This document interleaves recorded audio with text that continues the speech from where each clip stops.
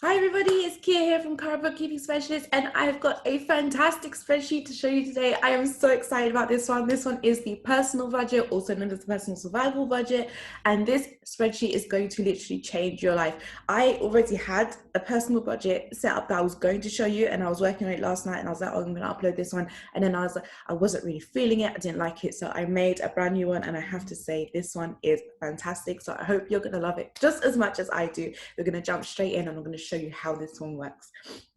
Over here on the left hand side, it's just called personal survival budget, and over here we've got the income. Now up here in this box, it automatically calculates your total income for you, so you don't need to touch this box at all you need to do is touch what's going on in these boxes here. So we've got a breakdown of the income. Now obviously this is personal, so it's all about your personal money. You could be employed and you're working for a cat company, and then if you've got a self-employment on the side where you're doing cat grooming, if you have a limited company and you're receiving dividends, so that is your personal income. Your dividends is your personal income. If you've got any personal investments going on, if you're receiving bank interest. And this budget even works if you're on benefit, if you're on universal credit and you're getting like a minuscule amount of money every month, this budget will still work for you. It works in exactly the same way.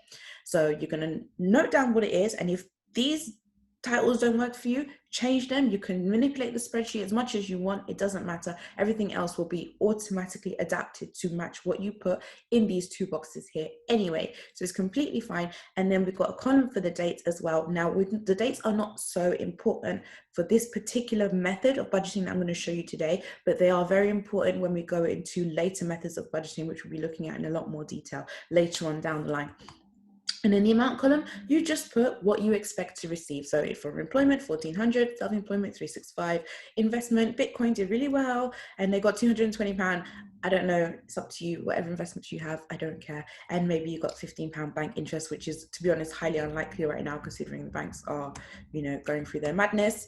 Anyway, so you list down all of your income that you expect to get for the month that you're in or the month ahead, for example, and then it automatically calculates your total income for you.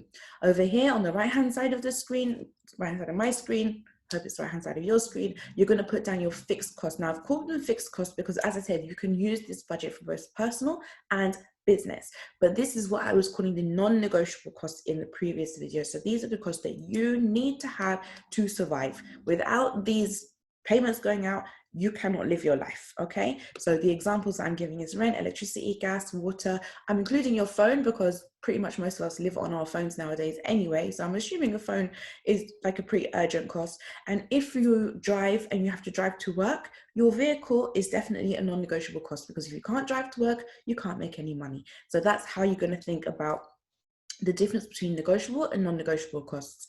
And you just note down what they are, when you expect them to come out, and what your budgeted amount is for those costs. Now, this budget, you're going to overestimate slightly. So if, for example, my last 3 bills were 795, I'm just going to put 800, because you always want to be on the safe side with these non-negotiable costs. You have to be able to pay them.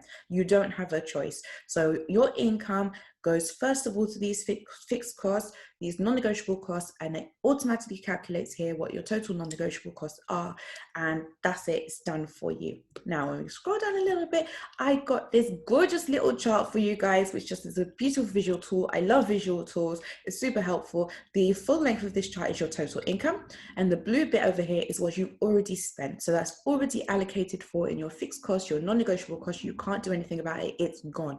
What you have left is this lovely green section over here, and in this case it's £940, and this total to allocate is automatically calculated from the data you've already put in. So I'm making this so easy, you can't get this wrong. It's fantastic. Total to allocate means these are your negotiable costs. These are the costs that you can be a little bit flexible with. Maybe you have to spend, maybe you don't have to spend. You can keep it to a budget. This is where you set your budget. So you're going to decide. And the way I personally do it is I give myself categories. So I say, I've got an allowance of 200 quid to spend on my personal items. I've got 300 quid that I need to spend on my family. I've got £100, £150 for groceries, for food, for going out, dinners, whatever the case may be, events, whatever it is. So I set myself categories because I know I don't need to buy clothes every month, and I don't need to top up my skincare every month. But maybe this month I need to spend £100 on clothes, and next month I need to spend £100 on skincare. So I just I give myself a personal budget, and whatever that money needs to go on, whatever type of element that money needs to go on, is what it gets spent on. So that really works for me. It might not work for you. At the end of the day, you choose what works for you, what you need to spend your money on.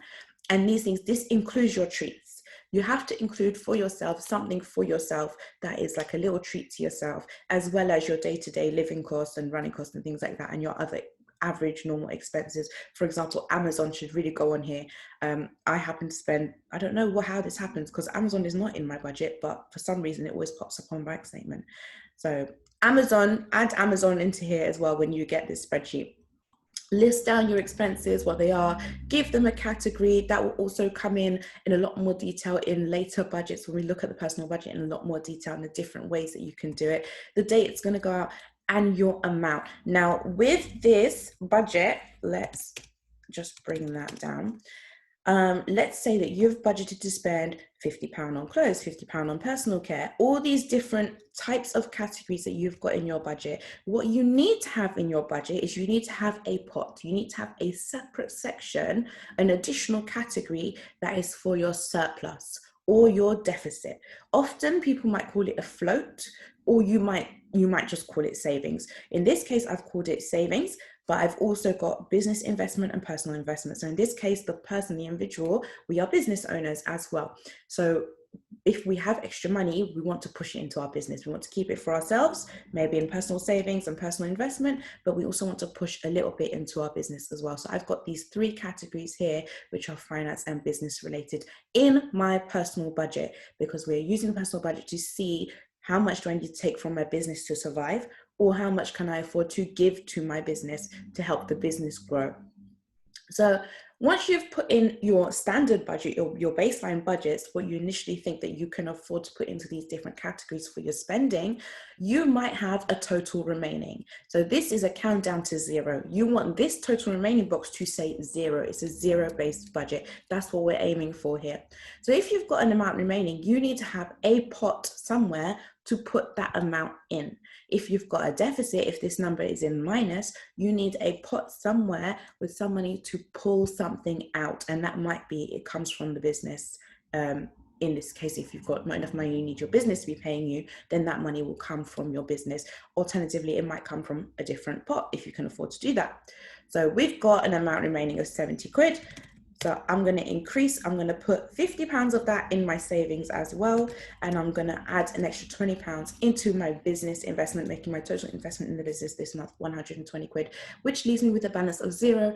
And the box goes nice and green, which means we are happy. This is a 0-based budget. This budget is so easy to use. It's so fantastic. It's an amazing tool. I know you're going to love it. The download is going to be available as soon as this video goes out. Go ahead, head over to the website. I'm going to link it in the description box. Please let me know how you get on. Let me know that you love it as much as I do. And in the very next video, I'm going to be showing you how we compare our budget with an actual and how we do the analysis of the variances. So thank you so much, guys.